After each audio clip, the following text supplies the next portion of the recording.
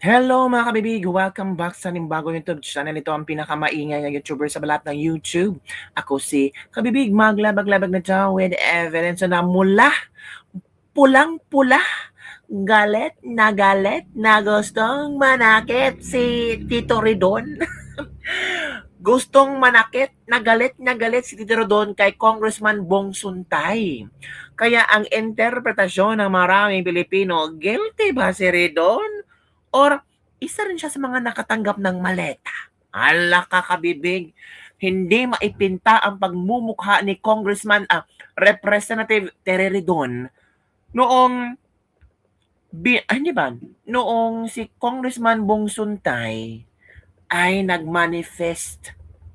manifestation kanina sa Justice Committee ni ni Congressman, sino ba yung babaeng yun? Luistro. At kung saan sabi naman ni Congressman Bong Suntay, titingnan natin ang impeachment ni Bisara kung may substance or wala. Tapos, may mga kasali tayo ng mga kongresista dito na di umano'y tumanggap ng maleta, napaka-impartial naman. Parang napaka-bastos. Kasi, tinitingnan natin ang impeachment ni Bisara, meron palang mga kurakot din dito. So, yun kabibig, parang namula-mula. Si Teredon parang tumaas ang BP ni Teredon. Parang ano ba to? Ba't pinag-usapan to? Ganun kami ba? Hindi maipinta ang pagmumukha ni Representative Teredon sa pasabog ni Congressman Bong Suntay. Sabi ng iba, ganun talaga si Congressman Bong Suntay kasi hindi nakatanggap ng maleta. Kasi for truth, si Congressman Bong Suntay, ipinaglalaban niya kung ano ang tama. Kasi ang pangit naman na magpa-impeach tayo ng BP, pero may mga kasali tayong mga kongresista na tumatanggap ng maleta. Parang naglulukuhan lang tayo dito. Naglaro-laro lang tayo ng peekaboo. Di ba, kabibig? So, eto kabibig ha. Si Congressman Bong Suntay na na-interview sa sa SMNI kanina kabibig. At pinaintindi niya kung ano ang pino-point out niya para naman malaman ng kanyang mga ng mga kongresista kung bakit ganun siya nag-react kanina, kung bakit kailangan pag-usapan yon. Si Luistro, isa sa mga nasa listahan ng 18 Marines na tumanggap ng maleta, parang dead man na rin siya. So, eto kabibig, eto si Congressman Bong Suntay sa kanyang exclusive interview na SMNI. Sabi ni Congressman Bong Suntay, kung walang tinatago, bakit natatakot? Hala ka. Ito na kabibig. Hindi naman natin hinuhusgahan yung aking mga kasamahan doon. But of course, gusto lang natin mabigyan sila ng pagkakataon. That if they feel that they have been compromised or they might be compromised, mag-inhibit na sila. Or mag-recluse na sila. While yung rules na on impeachment does not force anyone to inhibit themselves. Siyempre, kanila-kanila na. Kung ayaw namin madungisan ng duda yung hearing na nagaganap at yung impeachment proceeding, then mas maganda na that everyone appears to be impartial at walang maging issue. Tama ka, bibig. Mag-inhibit sila kasi ang mga tao isipin na ako, nakatanggap ka ng maleta. What if? Kung gusto nila i-proceed ang impeachment ng BP Sara, may maniniwala pa bang tao? May maniniwala pa ba that they are doing for transparency and accountability? Well, in fact, sila nakatanggap ng maleta-maleta. Kagaya ni Luistro na siya ang chairman. Ang pangit naman, di ba kabibig? Hindi pa nga nasagot ni Luistro kung talagang may natanggap siyang maleta or hindi. Totoo ba yung kabibig? May natanggap ba? Kasali ba si Luistro doon kabibig? Pero ang chika kasi, yung sa Quadcom daw, may mga may mga maleta-maleta din. Di ba? So, ewan kabibig, so tama din naman si Representative Suntay. Kung walang tinatago, bakit natatakot? Kung talagang dapat hindi madungisan na ang Justice Committee, mag-inhibit sila. Huwag na lang sana silang sumali para klaro talaga kung ano ang maging desisyon sa impeachment ni BP Sara. Di ba kabibig? So, ito pala yung nangyari kanina. As in, ito ang mukha ni Ridon, oh. Galit na galit si Ridon. 'Di ba, kabibig? Kita yun naman dyan, parang nanggigigil si Ridon, kabibig. Bakit ka nanggigigil? Eh, bakit ka takot kung hindi ka naman corrupt? Oh. So, ito kabibig, kanina nangyari. Ito pala yung nangyari. Panoorin natin, kabibig. Well, Madam Chair, after hearing all the endorsers of the impeachment complaint, sangayon naman ako sa kanila dahil ang mga sinabi nga natin mga endorsers, there has been allegations now of misuse of hundreds of millions of public funds. Merong mga sworn affidavits, merong mga allegations na binitawan, merong usapin regarding betrayal of public trust, graft and corruption. Kagaya nga ng sinabi ni Congresswoman Renico, hindi dapat tayo matakot ungkatin ang katotohanan. At kagaya ng sinabi ng aking kaibigan, si Pastor Benny Abante, public office is a public trust. We should proceed with fairness and without fear. Bottom line, we have to be impartial. That's why I would like to raise this. In the light of serious allegations contained in a joint affidavit issued last February 23, that has been reportedly transmitted to the Office of the Ombudsman, there have been allegations that some members of Congress nakatanggap ng envelope, nakatanggap ng maleta, ito'y naibigay, kung hindi sa opisina, sa townhouse. No, let me finish. There's You a will point have your of turn order, because the this has Honorable bearing. Santay. This is not an allusion Order. to prejudge the veracity of the allegation. Honorable Santay, there is a point of order. This is also a And point that of enjoys order. the highest Madam Chair. hierarchy Of, among all the what is motions. the relevancy of this speech? No. Sufficiency in form? Madam Chair, this is very relevant because we are Please, Honorable Santay, please wait until he finishes with his point of order. The Honorable Terry Ridon is recognized. Kindly use a microphone which is okay. Madam Chair, the speech of our distinguished colleague is absolutely relevant to the question of sufficiency of form and substance in the matter. And more importantly, my understanding of what he's stating today is that he is probably accusing members of Congress, members of the House Committee on Justice, as receiving payments for the implementation of our mandate in the impeachment proceeding. So, which is which, Madam Chair? So I think his speech is out of order and this should be decided promptly by the committee. Okay, we heard the basis of the point of order of the Honorable Terry Ridon. Now we shall hear the answer of the Honorable Suntay. Yes, Madam Chair. Ang problema sa Kindly kaibigan ko, justify the relevance of your He is statement to the jumping current the gun. impeachment proceedings. he is jumping the gun. This is actually relevant not only in the determination of form and substance. This is relevant in the impartiality, in determining the impartiality of this hearing, which is very important. Madam Chair, this is not an accusation. Kaya nga, kung hinintay lang ako patapusin, ewan ko, bakit naman yung aking kaibigan, nagkagalaiti ka agad at concern na concern. You know, if we have nothing to hear, then we just listen. If we are not being alluded, why are we so guilty? So let me finish. Why The issue are here we is not to prejudge the guilty? veracity of the allegation. However, given the gravity of the claims and the potential impact on the credibility of the committee's proceeding, ang gusto ko maging malinaw lang po, hindi ko hinuhusgahan yung aking mga kasamahan o ipagpalagay na totoo ang mga aligasyon. Hindi rin po ito personal na laban sa sino man sa inyo. Sa katunayan, ang layunin ko ay kabaligtaran upang protektahan ng bawat isa sa inyo. Mabigyan, kasi may listahan na nilabas eh. Ang gusto ko po sa ganitong pagkakataon, Madam Chair, naniniwala ako na mas mabuti na tayo mismo ang magharap at maglinaw ng issue. Kaya maging kaysa maging bulong-bulungan pa ito. Bigyan natin ng pagkakataon bawat membro ng committee. Pagkakataon mismo na mag-assess ng kanilang sitwasyon.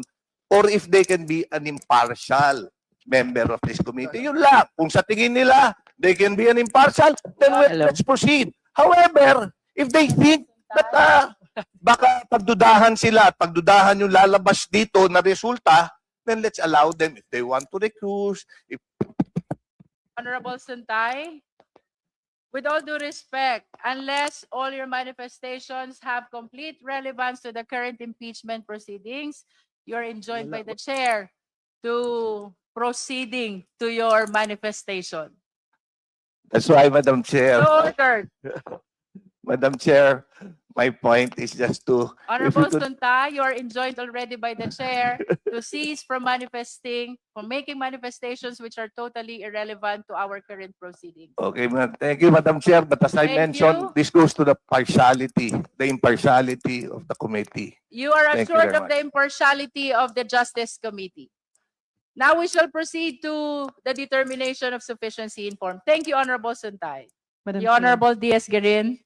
Madam Chair, prior to proceeding with the indulgence of the members of this committee, since the allegations were baseless and not contained in an affidavit, and this is the subject of an impeachment complaint totally unrelated to what was mentioned, may I move that the words and the allegations as contained for congressmen getting money in the office and being delivered in the townhouses be stricken off the records. So moved, Madam Chair.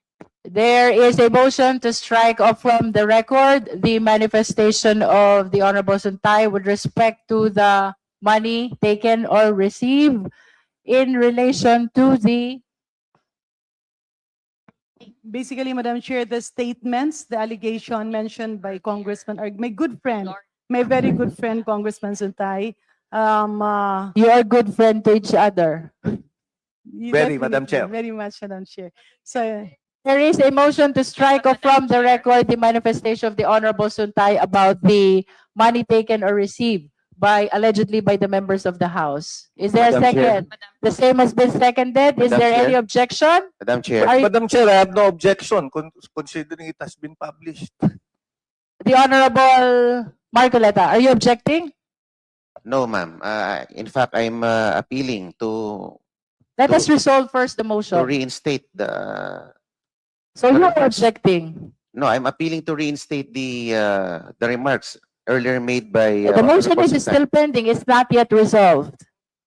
If there are no objection, I cannot object. then the chair approves the motions to strike off from the record the manifestation of about the money allegedly received by the House members from the manifestation of the Honorable Suntay. So ruled. Honorable Marcoleta. Madam Chair, Mahirap naman si Luistro ang chairman. Natural.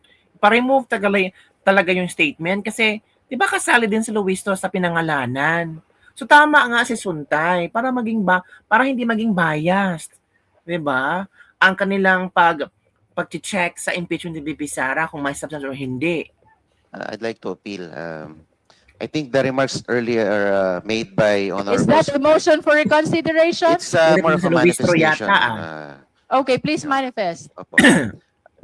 The earlier remarks made by Honorable Suntay is an appeal for objectivity, impartiality, insofar as the proceedings of the Justice Committee is concerned.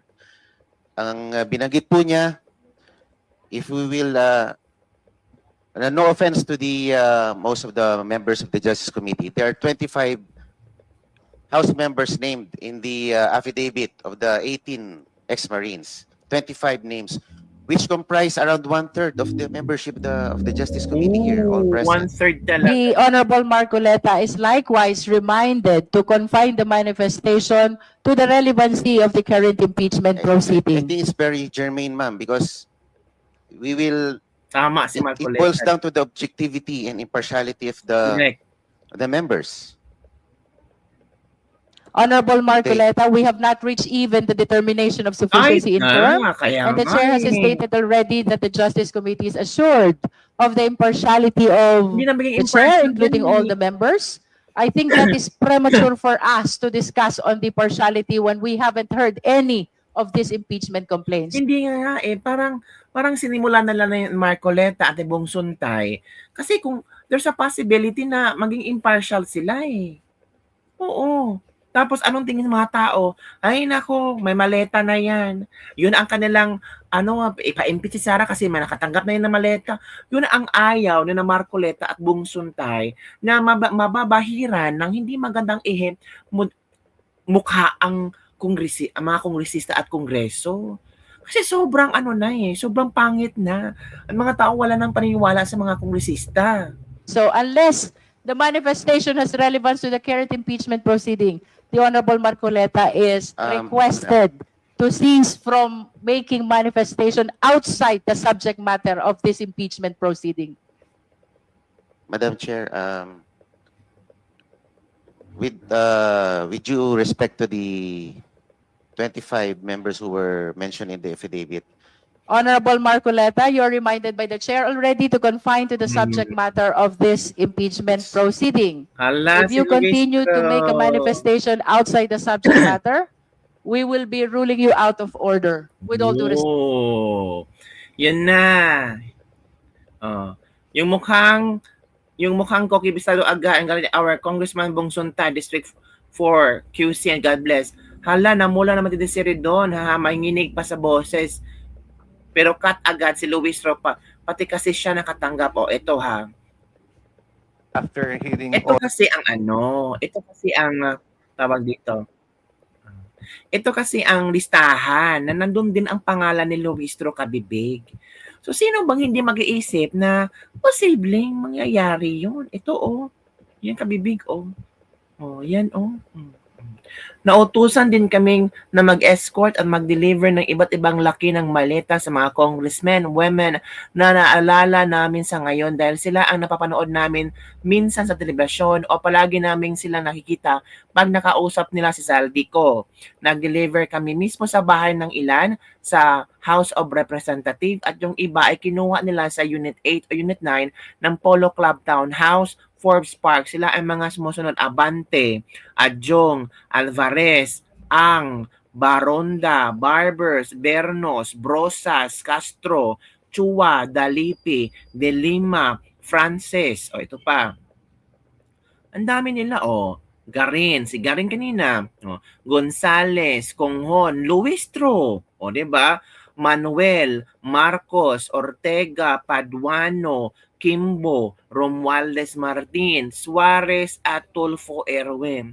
So hindi ba nakakabastos yan na for transparency and accountability, ginagawa nyo itong impeachment ni Bibi Sara. Pero kayo, may mga pangalan kayong nakabalandara ngayon sa social media na di mo na nakatanggap kayo ng maleta. Tama talaga ang sinabi ni Congressman Bong Suntay na hindi ito para sa akin, ito ay para sa kanila.